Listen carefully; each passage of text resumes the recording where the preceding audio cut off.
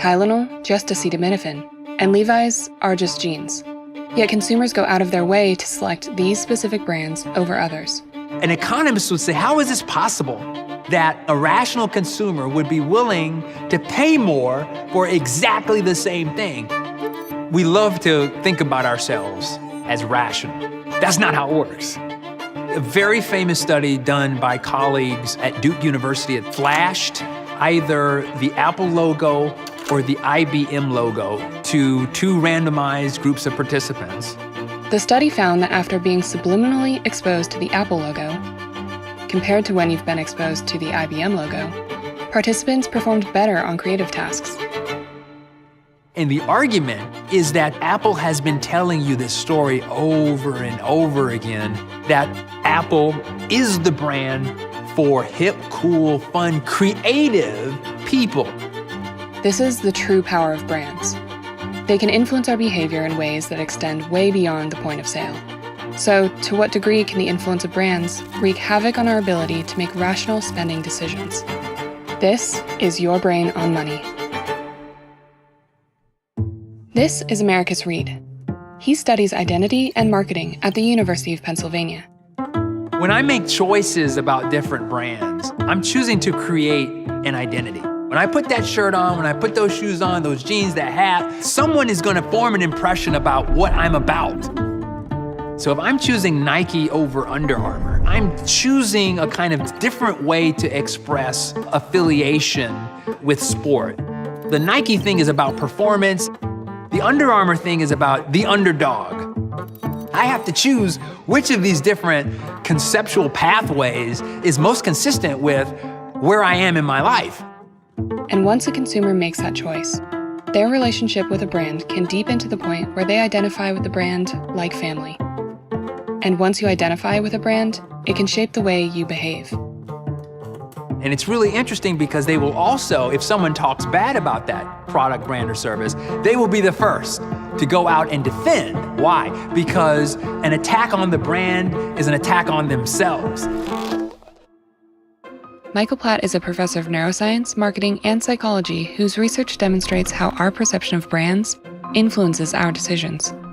There's an idea in marketing, which is that we relate to brands in the same way we relate to people. It's like, I love this brand, or I hate this brand.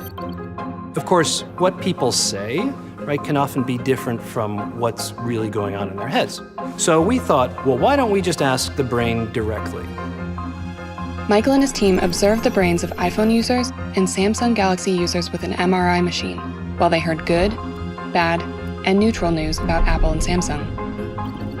Apple customers showed a brain empathy response toward Apple that was exactly what you'd see in the way you would respond to somebody in your own family. Strangely, Samsung users didn't have any positive or negative responses when good or bad news was released about their brand. The only evidence that Samsung users showed was reverse empathy for Apple news, meaning if the Apple headline was negative, their brain reflected a positive response.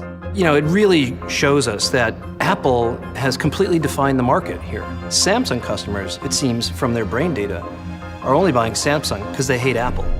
The kicker? The Samsung users didn't report feeling the results their MRIs showed. What was happening in their brains and what they reported feeling towards Apple and Samsung were totally different.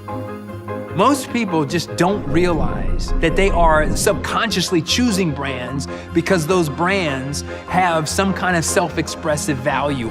You can see there's a lot of power here in terms of shaping consumers' decisions. As we learn more and more about that, we have to think much more deeply about the ethical, legal, and societal implications of doing that. So as consumers, what can we do to make informed choices? Well, the best thing we can do is be aware of the influence that brands hold. I think it's important to always pause and think a little bit about, okay, why am I buying this product? And like it or not, brands aren't going anywhere. I've heard lots of people push back and say that I'm not into brands. I take a very different view.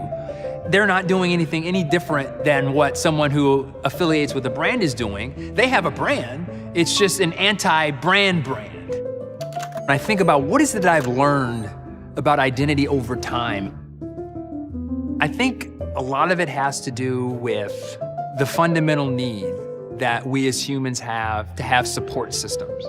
Perhaps it was the church, it was the community, it was these other institutions that existed. Now brands have stepped in as pillars of our identity. So I'm very much motivated to see that in that positive light.